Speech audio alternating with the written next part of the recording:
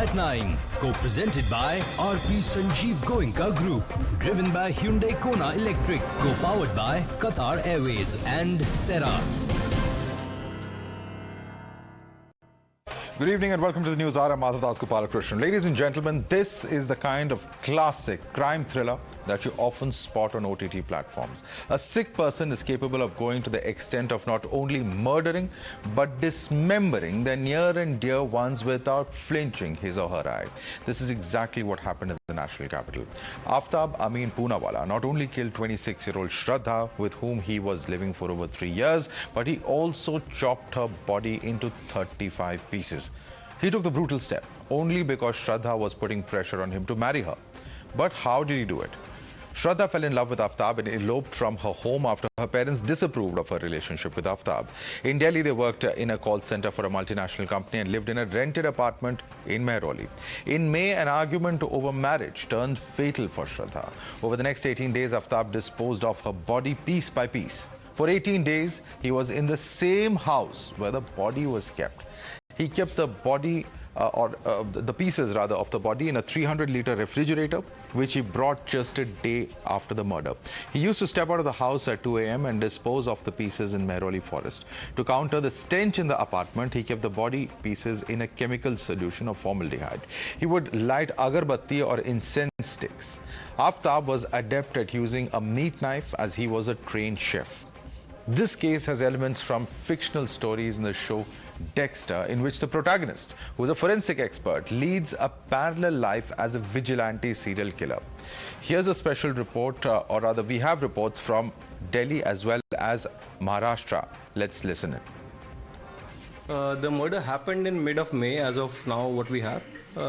Then gradually what the boy did was he chopped the body to pieces and stored them in fridge. And later on with time over months he disposed of the body parts in various parts of the area. As per the initial investigation, what is the motive that you have been zeroed upon? The motive currently what we have is that it was a live-in issue basically. They had a relationship fight and this thing got out of control and he killed the girl. हमारे officer ने सब उनका लड़की लड़के का दोनों का mobile details bank details सब एनालिस करके हमें मालूम हुआ कि वो दिल्ली में रहने वाला है, उसका वहाँ का लोकेशन है. आफ्ता को बुलाया, जो अभी हमने तांत्रिक जो मोबाइल तांत्रिक विश्लेषण किया, आफ्ता को यहाँ बुलाया था और यहाँ बोला उसको ही पूछताछ किया, लेकिन उसका हर टाइम में स्टेटमेंट उसका वेरिएशन था. तो हमारा ऑफिसर उधर दिल्ली गया था, वो ऑफिसर ने उधर वहाँ पे जाके भी उनका वापस एक बार लोकेशन वहाँ का एड्रेस वेरीफाई किया. This is house number 93, Chhatarpur, gully number 1. This is where the incident took place. These are the visuals from inside this area. He strangled her, cut her into 35 pieces, kept her pieces in the fridge on a stand. You can see right there, that is the area where the fridge used to be kept and pieces of her body used to be kept by Poonawalla. This is the fridge in which the dead body was stored for 15 to 18 days. As of now, the accused is in police custody. Further investigation is taking place. Shraddha murder case are quite gruesome. These are the visuals from Mehrauli area of the national capital where accused Aftab Poonawalla used to dispose of the body of his lover here 2 a.m. every night. By far, police has recovered 12 to 13 pieces of Shraddha's body from this place only. और देखिए यहाँ पे ये bill की copy है, इसी bill की copy आप देखिए कि यहीं से जो है इसने यहाँ से वो 260 लीटर की फ्रिज खरीदी थी. ये देखिए ये फ्रिज जो है, इसी फ्रिज की एक वैरायटी को उसने यहाँ से खरीदा था. ये डबल डोर की फ्रिज है 260 लीटर की और इसी फ्रिज की वैरायटी को उसने खरीदा था. तकरीबन 25,000 रुपए जो है उसने इसके कारण इस फ्रिज के लिए पे किया था. क्रेडिट कार्ड से बताया जा रहा है कि उसने पेमेंट किया था. The neighbors and friends of Shraddha are in shock. Listen in. रहते तो कई महीने से हैं, पर हमने हमेशा लड़के को ही आते जाते देखा है. हमने लड़की को कभी नहीं देखा. लड़की कभी बाहर निकलती नहीं थी आते जाते. यहाँ सभी बहुत एकदम शौक हो गए हैं कि मतलब इतना बड़ा कांड पड़ोस में हो गया और पता तक नहीं चला है, किसी को भी नहीं पता चला कि ऐसा कुछ भी यहाँ हो गया है. बदबू तो नहीं आई, वैसे ऐसे आता था जैसे कोई जलने की, जैसे आदमी जलता है ना थोड़ा सा, ऐसी आती थी बदबू बालों से. क्या पता हमने क्या कोई बकरे का मीट बना रहा क्या बना रहा. जलने की आती थी थोड़ी देर, फिर हम कहते थे यही खाते अच्छी। ये मई की बात है। लड़की शाम के टाइम कहते आती थी, बहू को पता ये कहते थे। आफ्ताब और श्रद्धा के रिश्ते के बारे में अधिकतर सभी को पता था, लेकिन ये किसी को नहीं पता था कि ये चीज कभी जाकर एक मर्डर में तब्दील हो जाएगा। आफ्ताब के बारे में जितना भी जाना, आफ्ताब एक बहुत ही औसतन साधारण सा लड़का था जो कि किसी दिन इस मानसिकता का हो जाएगा इसकी आशा नहीं थी। श्रद्धा की गुमशुदगी की खबर हम सभी दोस्तों के बीच मार्च महीने से हो चुकी थी और उसके बाद से सब उम्मीद में थे कि वो जल्दी से जल्दी मिल जाए, और अब जब खबर आती है कि उसका मर्डर हो चुका है, वो भी इतने एक संगीन तरीके से, तो दिल दहल जाता है। अब क्योंकि ये खबर हमारे फ्रेंड सर्कल की है, खबर सुनने के बाद दिल दहल सा गया है, डर सा लगने लगा है। पता नहीं है किस पर भरोसा किया जाए, किस पर नहीं, कौन है जो प्रेमी रूप में आएगा और फिर शायद जान ले जाएगा। When Times Now confronted Aftab, he didn't speak a word. Listen into the sequence. Aftab क्या हुआ था? You can see that Aftab did not speak a single word. Times Now did confront Aftab, asking what was the motive, why was he arrested, why did he murdered his female friend. Aftab आपने ये क्यों किया है? आफ्ताब कब से जानते थे आप श्रद्धा को? आफ्ताब आप कब से जानते थे श्रद्धा को? आफ्ताब आप श्रद्धा को कब से जानते थे? आफ्ताब आप श्रद्धा को कब से जानते थे? आफ्ताब हत्या क्यों की, ये तो बताइए। आफ्ताब मोटिव क्या था? आफ्ताब आपने क्यों किया?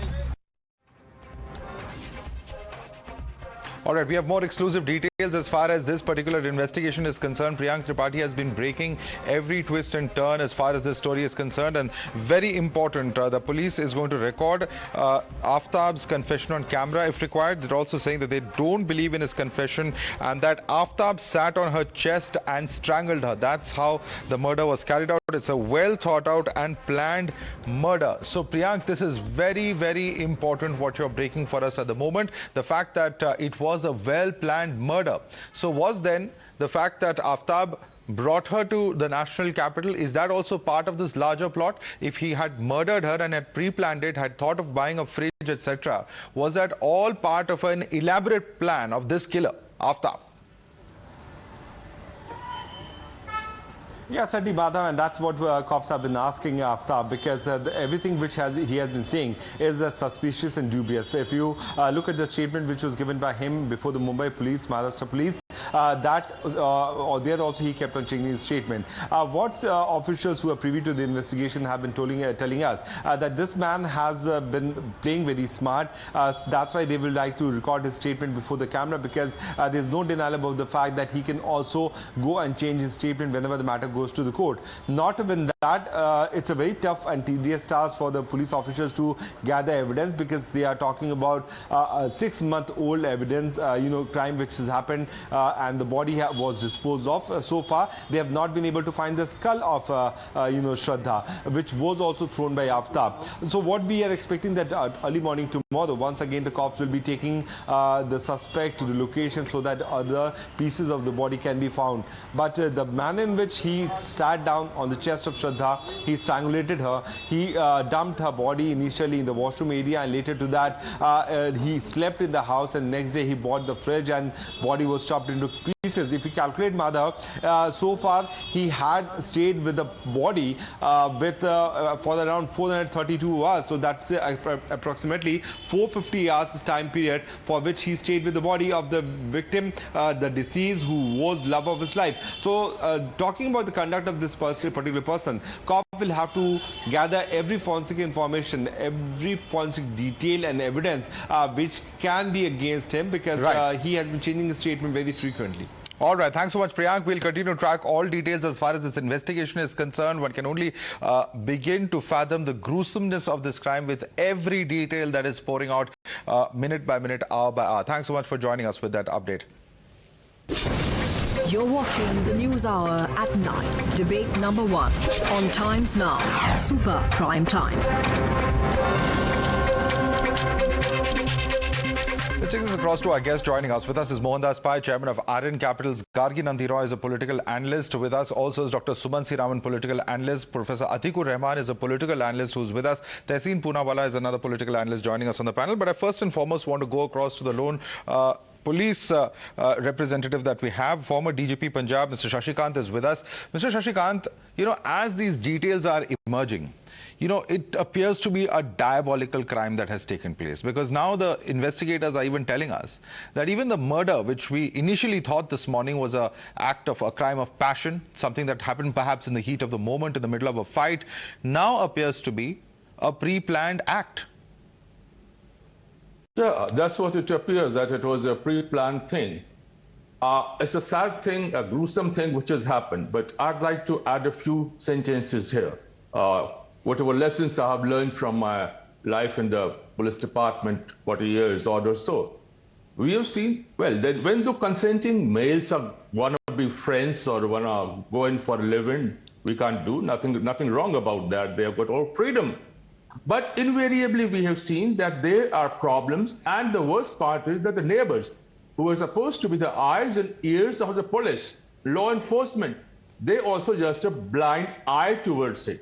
In this instant case, like I was listening to your show, they were saying that, yeah, there was a fight and there was something burning and this and that. This is about the time. And here I think that we have been, in service, we have been talking to the women welfare bodies also. I think they have to, because this is something which falls in their purview. They also have to think about it slightly out of the box, which doesn't interfere in a person's freedom and everything. Yeah, consenting males fine about it, but I'm shocked about it, and more so that this was there for, body was there for 15 days and nobody could see the change in the behavioral pattern. There's always a change in the behavioral pattern of the person who does this kind of thing. Right. I'm surprised that nobody notices it. Shocking, gruesome, and I think he deserves harshest of the punishment. And of late, I'll say last sentence, ever since the Nirbhaya case, this kind of things, I think they have not stopped. Right. They're increasing. They're always there. Something needs to be done about it. Thank you, sir.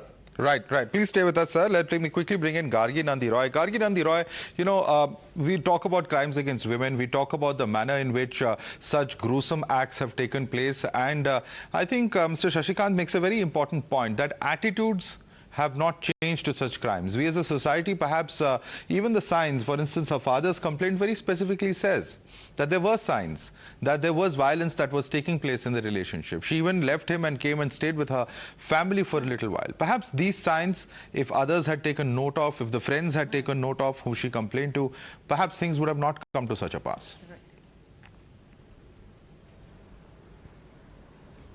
Yes, Madhav. I think this kind of crime, which is called intimate femicide, where a woman is killed by her partner, I think globally it has happened, we have seen. And today our conscience is shaken, rarest of rare crimes, so he should be hanged.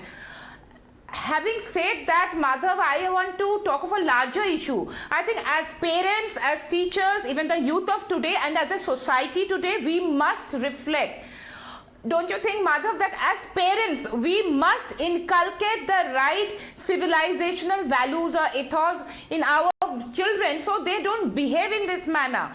In schools these days, I think there have to be some teaching. We used to have moral science, but in this era of dating apps, you know, schools should caution youngsters about the dating apps.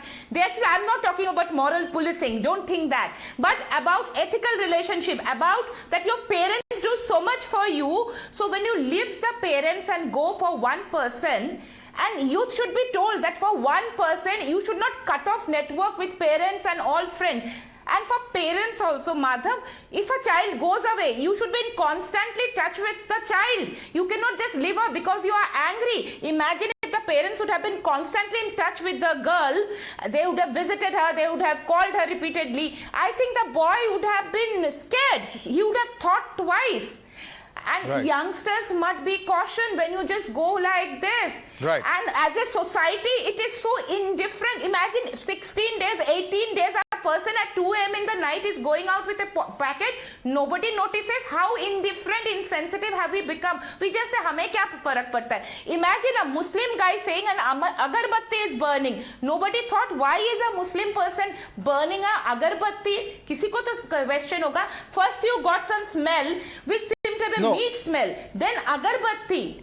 Nobody felt that. Nobody. So people are not bothered. So I think it's a very larger question. Gargi Nandi Roy. Teachers. Let me bring in others as well. Let me bring in others. Tehseen Poonawala is shaking his head. Tehseen Poonawala, were there so many red flags that there were, at least? You may not agree with some of them, but the point is that this is a crime that could have very well have been prevented. Perhaps it's very easy in retrospect, now that the crime has happened, to talk about it in this manner. But it is a fact that a little more care perhaps could have saved one life today. No, I completely agree. My condolences to Shraddha's family. They've lost their daughter, they've lost their child, and that will never come back. So I hope justice is done swiftly, scientifically, and this guy is prosecuted and faces the most heinous crime. But let's be serious about the discussion. You know, to say why is a Muslim person burning an agarbatti? My mom's a Muslim and she has agarbatti every day in the house. This is not scientific evidence. We have Madhavdas Pai here. He understands technology. Technology can be used to sort out crime, but let's not get into rhetoric. Let's come down to two very important things. I agree with what my friend Gargi said. Technology plays a very important. One of the reasons people should have been cautious. People should have kuch to dikha hoga. Okay, let him make his point. Agarbatti is not a barometer. We have to use technology. Technology must be used correctly, and we have to see how we can safeguard technology. Along with that, sex education is extremely important. Consensual education is extremely important. We need to discuss these two things very, very openly with our kids, so that our kids are completely aware. Parents need to be in touch. But I have one point to make, which is a slightly macro point. You see, as a retired DG from Punjab rightly said that since Nirbhaya, these incidences haven't gone down. Now, Nirbhaya was a turning point in our country's history, and we had a massive revolution. We had the Justice Pharma report, etc. You see, what are the examples we are setting today? Let's look at 4 specific macro examples and then try and understand. There is a 6-year-old girl raped in Kathua. There is a rally removed in support of the rapist by a political party in Kathua. In Narodia Patia, as the accused of the Narodia Patia massacre is right now campaigning for his daughter. Bilkis Banu's rapists are out on interim bail right now. Have been removed right now. They are out. They've been scot-free by the court. So what are you saying? Banu is not caught. So what are you saying? You're saying that the governments have gone soft. You're saying governments have gone soft on these killers. Is that your point you're making, Tehseen? Okay, one at a time. I'll come to each of you. All right. Everyone has a right to their opinion. You made a point, sir. Okay, you made a political point. The government has removed Ram Rahim. Sir, listen to the response. Rapists are out. Okay. Please don't politicize that. One at a time. One at a time. We'll take the political arguments of both the sides. I don't want to. 1 second, Tehseen, you made your point, sir. Now let's. Ram Rahim has raped a girl and he's out. He's a convict and he's campaigning. Is it justified? My heart goes. Okay. You made your point. Madhavdas Pai, your response to that. What Tehseen is saying is that in multiple cases, governments, and it may not be any one particular political party, the fact is that state governments and our system, our criminal justice system, has so much of leeway. We talk about reformation, that perhaps there's no fear of punishment. And that's perhaps why we are seeing these crimes taking place. That's the argument that Tehseen is making. How do you respond to him? Madhavdas Pai. Madhavdas, this is a heinous crime. Let's not politicize, please. Let us not give this kind of silly examples, just to politicize, drive away the attention. The key thing that we must remember is we have a failed justice system in this country. Whenever there's a crime against women, we must have quick justice, courts must hear it, pass a judgment within 9 months, 12 months, and they must go to jail or they must pay for the crime. Even the Nirbhaya crime went on and on and on and on for so long. This crime also will go. Now we need to set up a special task force, SITs, Special Investigation Task Force, and appoint a special judge, a special court, so that justice is done quickly, so that it sends a message. And we must make sure that any crime against women in any part of the country, justice is done quickly, so that people understand that you cannot get away with this crime. Now, I don't think getting away with this crime was a motive for this. It was a different motive. It is heinous. But we must see that justice is done. As a society, we suffer from lack of justice. The biggest failure of a democracy over the last 75 years has been the failure of justice system. Let us fix that. After Nirbhaya, there were so many calls, so many things happened, but crime against women have not been punished. We are not seeing criminals put behind bars. We are not seeing quick justice being given. We have not taken the safety precautions. This is not a case about the safety precautions, but we have to deliver justice.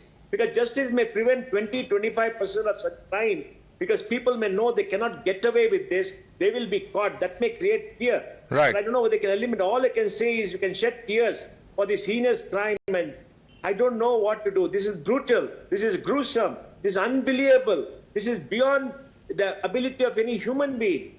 This is. I won't say it's done by a beast.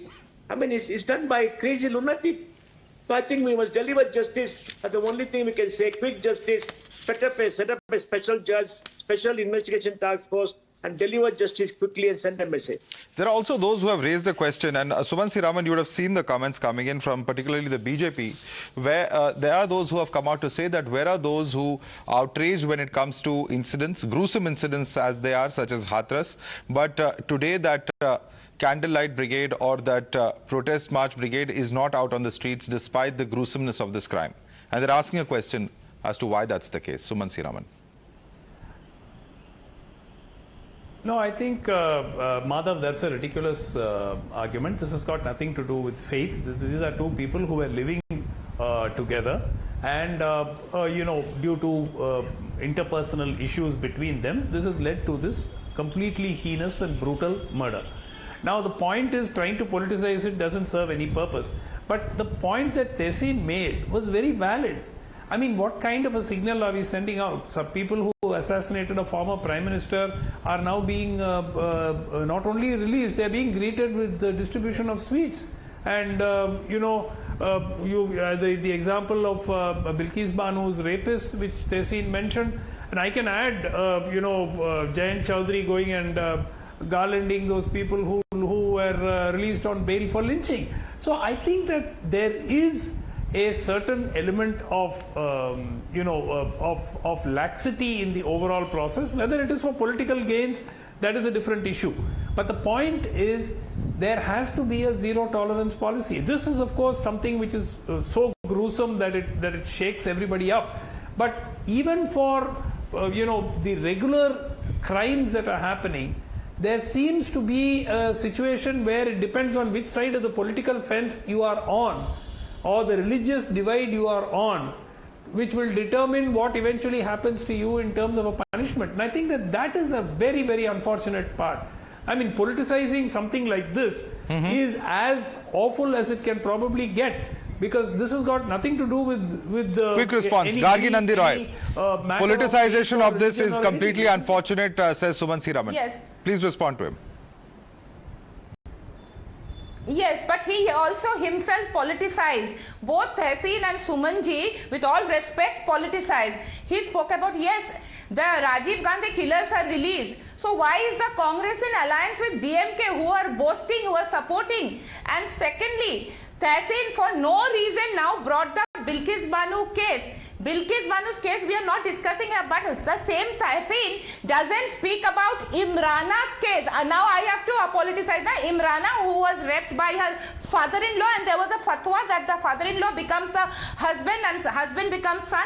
Did Tehseen say anything about that? Bilkis Banu's case, immoral but not illegal. After 14 years, one can get a remission. So whatever happened legally, it can be highly immoral, I'm also saying. But why are you politicizing this issue when it is a gruesome criminal mind has worked and nobody saw the signal? Nobody saw that this boy was violent, or nobody saw that he is a control freak. He must have shown signs. The girl must have told the mother. Girl had told the mother, because the father wrote in the FIR. It is written in the FIR. So that is we are discussing, Tehseen. It's a very much a social issue. So don't politicize, and we have to talk like this. Which I don't want to. Quick response from Tehseen. Yes. For the Imrana case, her father-in-law, can I please speak? For Imrana, her father-in-law, Ali Mohammed, we were one of the people who went to every single legal help to help Imrana. That guy is rotting in jail 10 years. If Ali Mohammed is released, I will myself go there and slap him. But the fact is, Ram Rahim is out, and it's being justified by a political party. Bilkis Banu's rapists are out. Nobody's removing a rally supporting Ali Mohammed. We're putting Ali Mohammed in jail. Okay. The fact is, all right, we have some breaking news coming in. We have some breaking news coming in. We have the friend, one second please, we have a friend of this girl Shraddha, Lakshman Nadar, who has come out and said that they were worried that Shraddha had actually told him that she might get killed if she continues living in that house. We had rescued her once but never informed the cops since she didn't want that. Shocking revelations coming in. Listen it. So, ये बात है लगभग अगस्त से मुझे ऐसा चिंता होने लग गई कि ये अभी लास्ट 2 महीने पहले उसने कांटेक्ट किया था. उसके बाद अगस्त का महीना हो गया, अभी तक उसके साइड से कोई रिप्लाई आया नहीं, मेरे किसी भी टेक्स्ट का रिप्लाई आया नहीं, फोन स्विच ऑफ आ रहा था. So that is when it became a point of concern for me कि I should actually start reaching out to people and ask whether okay. So मुझे दूसरों को, मेरे फ्रेंड सर्कल में कॉमन फ्रेंड्स है, उनको मैंने पूछना चालू किया. एंड देन लेटर ऑन मैंने फिर किसी से भी कोई मुझे अपडेट नहीं मिला, तो फाइनली मैंने उनके ब्रदर को बता दिया कि ऐसा है. लास्ट मेरा उनसे जुलाई में बात हुआ था, उसके बाद से आज तक मेरा उनके साथ कोई कांटेक्ट नहीं हो पा रहा है. So it's better that we reach out to cops and check seek for their help. कि वो दोनों में क्या झगड़ा होता था क्या? बहुत झगड़े होते थे. क्या बता देती हो आप? यहाँ तक कि एक बार ऐसा भी झगड़ा हुआ था जब उसने मुझे व्हाट्सएप पे ऐसा मैसेज करके बोला कि प्लीज यहाँ मेरे घर पे आ जा, मुझे बाहर लेके जा, अगर आज रात को मैं इसके साथ घर पे रही तो ये मुझे मार डालेगा.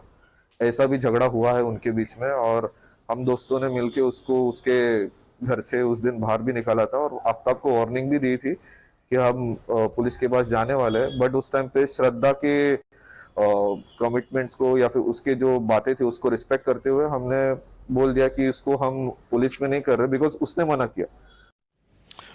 All right, very, very shocking revelations coming in there. Perhaps, it is because of Shraddha's own insistence that the friends didn't go to the cops. But I want to quickly bring in Professor Atikur Rahman. You're hearing these details, so many red flags, so many incidents that have taken place. Friends going and rescuing him, warning Aftab even. This is a pattern of violent behavior that should have really set off alarm bells ringing. That didn't happen, unfortunately, Professor Atikur Rahman. So Madhav, there are so many lessons we can learn from such incidents. And as you played this particular clip of the friends knowing that she was undergoing some torture.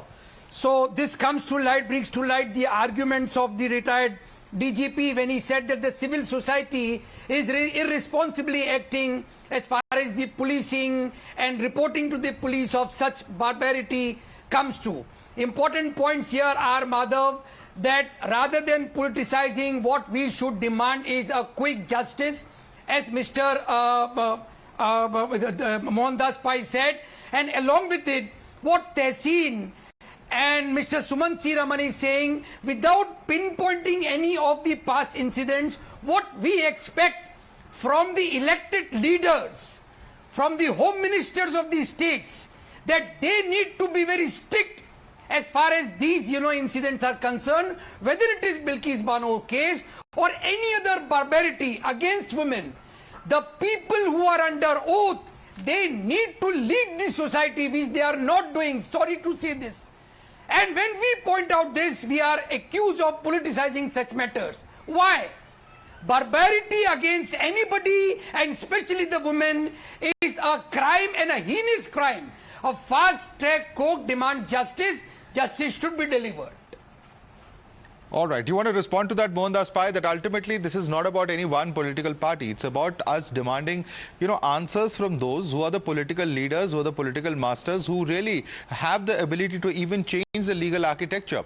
If perhaps, our legal system is being too soft on those who are carrying out or perpetrating heinous crimes, perhaps it's time to get much tougher. Madhav, I agree with you. The political system has not worked to make sure that the law is executed. They have been lax. They use the law to their own political advantage. And it happens both sides, all sides, Madhav. The candlelit thing was a disgrace. This Bilkis thing is a disgrace. They're all disgraces. We can never support crime against children, against women under any circumstances. Anybody doing that should be punished very severely, and justice should be meted out fast. That's what we should demand. And if any political leaders try to justify it or honor this kind of people or, say anything in the support, we should criticize them and pull them up. And these political leaders have failed to deliver justice to the people of this country. We suffer from a lack of justice. Our courts have let us down. Our courts have let us down because the courts are not taking this seriously. Even the Supreme Court should insist the special court should be set up and justice should be done very quickly, because if justice is delayed, justice is denied, and that's been happening for very many years. And I think it's time that the courts step in, the political leaders step in, citizens become much more strident and demand justice. What is lacking is justice. Can justice prevent crime? No. But can they reduce crime? Maybe yes. And I think we should be vigilant. This is a disgrace for all of us, and it creates fear. And we have to deliver justice. That's the only thing we can say. Deliver justice urgent. Right. Mr. Shashikant, I want you to quickly come in on this point in terms of justice delivery mechanism, and particularly why, somehow there is the remission itself, while it may not be illegal, the fact is that people such as Ram Rahim, who are accused of heinous crimes, are out there. They're out there very conveniently during an election. But the point is that even in this particular case, you're hearing the friend come out and give so many red flags. The father complained over 6 months ago, and yet it took 6 months to solve the crime. The Delhi police have solved it finally. Of course, kudos to them for that. But perhaps it's 6 months too late, many would say. Yeah, I'll say that, yes, I agree that our criminal justice system is in shambles. But I got surprised and shocked when there's such a gruesome thing and some people try to take a political or some other benefit out of it. That's, again, equally shocking. And in this particular case, I just want to send a message to the families, all the families they are watching.